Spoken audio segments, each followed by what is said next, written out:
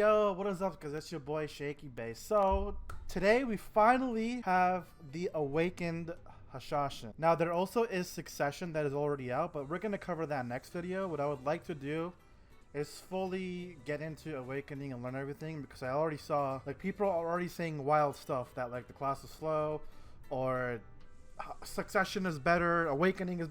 It just makes no sense. The class just came out. Everyone needs to relax. It's gonna take time before we figure out how to play the class properly. No one needs to be jumping to conclusions right now. The class just... Y'all need to relax. Let me tell you that. What I can tell you guys is I'm probably gonna reroll to this class. It's just super fun. But what I'm gonna go ahead and do in this video, we're gonna go over the skill tree. After the skill tree, I'm gonna talk about some stuff that I figured out with the Hashashin. I figured out a few combos already, some good fillers.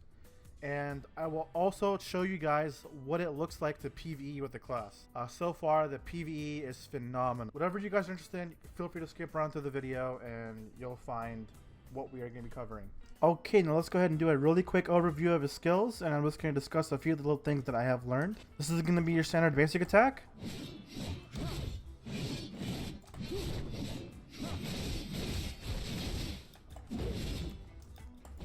You can do a jumping spinning attack like this. If you hold S, L, and B, this is actually a knockdown. It's good for HP steal as well. He gets his standard teleport as well.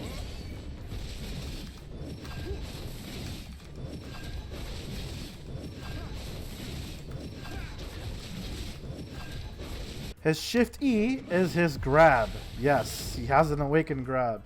His chase little iframe ability is now in Awakening. It's an awakened skill, and it looks a little bit different. But the main thing to take away from this is that if you're in Awakening and you do this skill, it'll put you in Awakening. So make sure you guys do note that. His Shift F ability is really useful. It is an unsafe knockdown with a minus 20 DP. Now if you hold F, it'll do his flow, which is actually a minus 9% evasion debuff, and it is very useful. Reminds me of below the belt. Your forward R&B is a spinning attack that leaps you forward. It is unsafe and has no collision, so it's going to be really good at clipping for back attacks. Your back R&B is going to be your float. Really nice for combo filler damage. You have your Shift LMB, which is a super armor. If you hold LMB, he will do that jumping attack as well. Something to note about this ability is that while it is a very long casting animation, it does a lot of AoE, does huge damage, but to make it even better, it is cancelable. And his next ability, which is pretty swag, I'm going to call it the helicopter.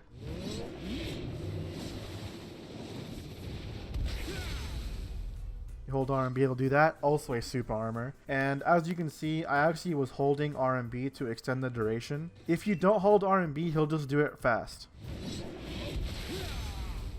We have his back F.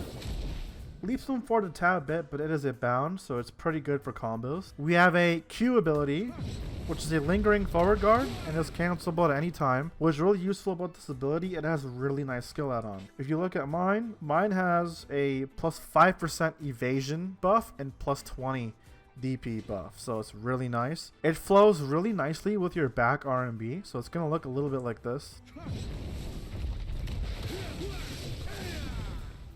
Makes it really fast, like animation cancel. And now after certain abilities, if you press R and B, he'll do a little stab. It's unsafe. It's a plus 20 AP buff. That's also how it lets you block jump as well. So for example,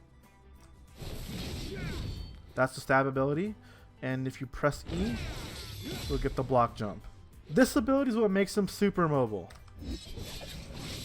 His forward F. It is also his ulti. Now what's really nice about it is you can cancel it after your chase. And that's pretty much going to cover all of his abilities in Awakening. Now I can give you guys a little bit of tips from what I've just been messing around with in Global Labs. So this is what I've learned so far. For mobility, he's able to cancel a lot of skills.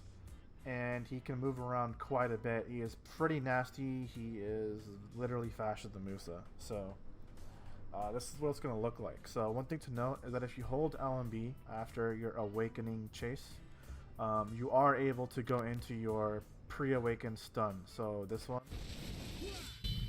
you are able to cancel into that, which will put you into pre-awakening. Now, why is this so good? You can spam your pre-awakened mobility with your additional awakened mobility. So an example of that is going to look exactly like this.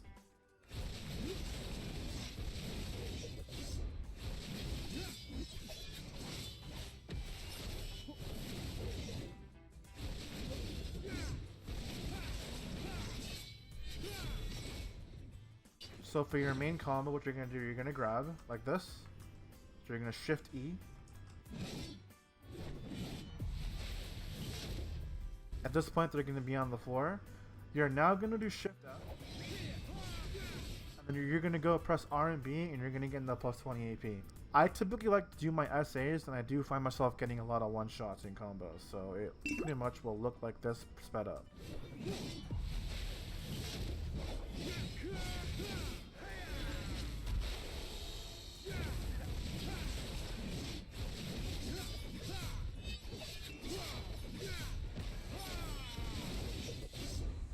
As far as PvEing on the Hashashin, obviously this class is a down attack monster. I think the Hashashin is probably going to be stronger in places like Akhman and Starzen. That doesn't mean it's not going to do well at Histria. His AoEs and stuff is going to be really good, so I think he's going to be pretty good at Sakraya as well. AoEs are pretty much like Guardian, to be honest. But for his PvE stuff, what you need to take into consideration of what you want to do.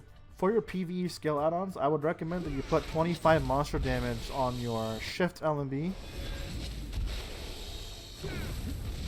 And this is going to be really good because you're going to pretty much have that monster damage up at 24/7 uptime. You're only going to have it down for 2 seconds. So pretty much you're going to nuke a pack and then you're going to travel for 2 seconds. You're most likely going to have that buff up all the time. For your PvE rotation, before you deal damage, you always want to do your Shift F into your RMB. That is plus 20 AP. That is also minus 20 DP and minus 10% evasion for your target. After that, you are pretty much free reign to do whatever you want in PvE for your combos. So typically, I like to do that. And then I'll go into a knockdown, so whether that's going to be my down F, my SLMB, my back RMB, or that's, and then you're gonna do your shift LMB, and then you're gonna do shift RMB. They're still not dead. Descent, and then you shift RMB, and then rotate this back into awakening, and you can pretty much keep doing that. So I'll show you guys an example of what this may look like.